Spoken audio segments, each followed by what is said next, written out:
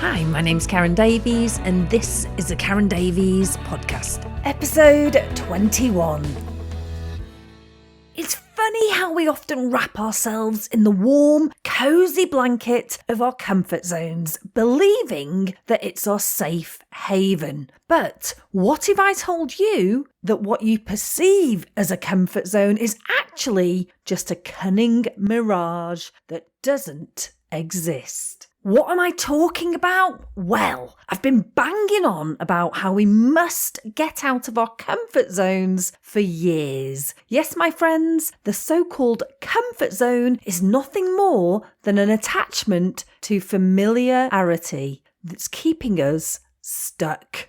Let me explain. When I was 14, I went into the first year of my GCSEs, General Certificate of Secondary Education. These are the 2-year courses in the UK that all school kids do between the ages of 14 and 16. You have to do mandatory subjects like English, maths, science, etc. I remember walking into my favourite biology teacher's class and she said something that blew my mind. She said, "I want you to forget everything we've taught you up until now." That was all a lie. What? Our teachers have been lying to us? Not quite. Our teacher went on to explain that basically they had oversimplified their teachings until now and that we needed to forget all of that because they were going to give us the warts and all version.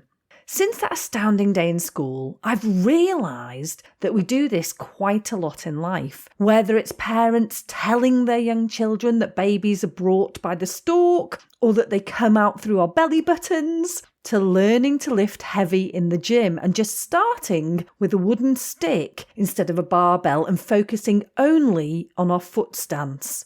We often distort, manipulate and oversimplify, all in the best possible way, to help others have a basic grasp or understanding of things. So people talking about comfort zones is one of those oversimplifications that I want you to forget. Today, I'm going to blow your mind and change the way you view things. You see, we can become comfortable with the uncomfortable. For example, a problematic relationship, a frustrating situation, a job we don't like, a habit we wish we didn't have. And in those uncomfortable situations, we find comfort. Let me give you some examples. You might hate your job. You hate the work, it's boring, unrewarding. You hate the pay, it's adequate but not appropriate for the work you do. It should be more.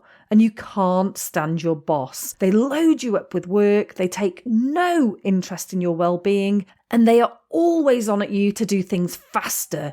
Yet you stay in that job. You tell yourself it's because the market is too competitive, or there are no jobs out there right now, or you'll just stay for another year or two until the kids are out of school, or until you've saved some money. And before you know it, 3 more years have gone by and you're still in the same situation. It's nothing to do with the job market, the kids, or your savings. Let me give you another example. You've been with your partner for years, but for the past couple of years, you've been unhappy. You don't talk the way you used to. You don't connect the way you did when you first met. All you both do is eat, sleep, work, repeat. They take no interest in you and what's going on in your life. You're both too tired to bother with sex anymore, and you feel lonely despite sharing a home. But neither of you leave, and neither of you talk about the issues or about leaving. It just goes unsaid. You may have a little cry here or there, but you do that on your own, in the shower or the bathroom, where your partner, your kids and your friends can never know. What about this example? You want to lose weight? You have all the knowledge, the diet books, the gym membership. In fact, you've even lost several kilos in the past and kept it off for a few years. But this time, you just can't seem to do it. You find yourself eating sugar-laden foods in abundance. You skip the gym and you lay in bed or on the couch scrolling through your phone and watching TV, wondering why you just can't seem to lose the weight, stick to the diet plan or the gym regime longer than a few weeks. Tell me, what are other words or phrases for comfortable? How about these? Used to it, secure, soothed, content, familiar.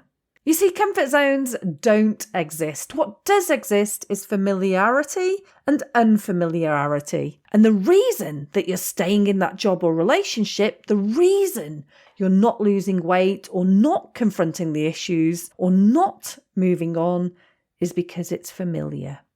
Deeply uncomfortable, but familiar. You've heard the phrase, better the devil you know. Well, that phrase has never been more apt. You don't have to be comfortable to stay in a familiar situation. In fact, many times the fear of the unfamiliar is enough to keep us frozen in place, stuck in a situation that we hate and that is uncomfortable, but that we know and that we are familiar with. It's not a comfort zone. Plenty of people are in jobs, relationships, situations that they don't like and that they are deeply uncomfortable being in. And the reason they continue to remain in that place is because it's a familiarity zone. An attachment to the familiar is keeping us in that situation that is uncomfortable, and only a willingness to venture into the unfamiliar is going to get you out of it. Think about it. Why do we avoid change even when we know it could lead us to greater things? It's not that we genuinely enjoy the confines of our so-called comfort zone. It's that we've grown accustomed to the patterns, routines and situations that we've encountered time and time again. It's the lure of the known, the predictable and the familiar that keeps us right where we are. Imagine you're on a roller coaster. At the start, there's this heart-pounding excitement as you ascend to the top. But then, as you plummet down, there's that exhilarating rush that you can't replicate anywhere else. Life works in much the same way. When we stay rooted in what we already know, we deny ourselves the thrill of new experiences, growth and learning. Remember, growth doesn't occur when we are comfortable. It blooms in the wild terrain of the unfamiliar. By sticking to what we're familiar with, we're essentially saying no to the countless opportunities that are waiting just outside our cosy bubbles. These opportunities might be the very ones that could lead you to the life you've always dreamed of. Now, I'm not saying it's easy to step outside of the familiar. Not at all. In fact, it can be positively terrifying. But growth, transformation and success have never been known to flourish without challenge. Think back to a time when you took a leap of faith and tried something new, whether you wanted to or not. Maybe it was nerve-wracking at first, but the feeling of accomplishment and empowerment afterward was no doubt worth every scary second. We teach children that trying new things is good, and we're constantly encouraging them to do so. Case in point, we encourage babies to crawl and then walk. We encourage toddlers and children to run. And when we are old enough to ride a bike, we learn to ride without stabilisers. The funny thing is, I remember the first time I rode my bike without my parents holding onto the seat. I was terrified, but also thrilled at the achievement. Yes, there were a few scrapes and falls along the way, but ultimately no permanent damage was done, and I'm grateful that I learnt that skill. In trampoline class, I remember learning to do a backward somersault for the first time and landing on my face. Ouch. It didn't stop me from trying again, but I was very cautious after that. There are so many instances in life where we have to stretch ourselves and venture into the unfamiliar. Here's a secret that I've learned.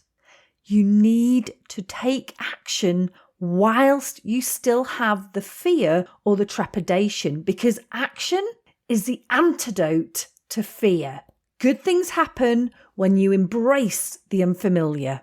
If I could give you just one piece of advice, it's this.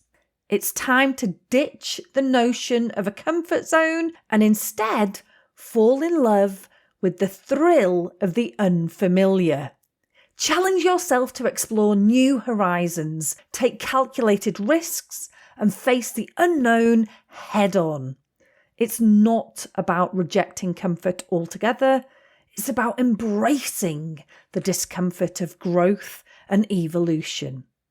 I want you to see the comfort zone for what it truly is, a love of familiarity that's been holding you back.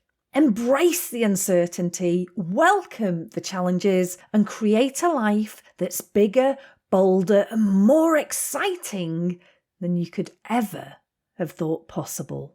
Thanks for listening. If you enjoy listening to this podcast, come and check out my website, KarenDaviesCoaching.com. There's plenty of resources, tips and downloads, as well as the opportunity to work with me.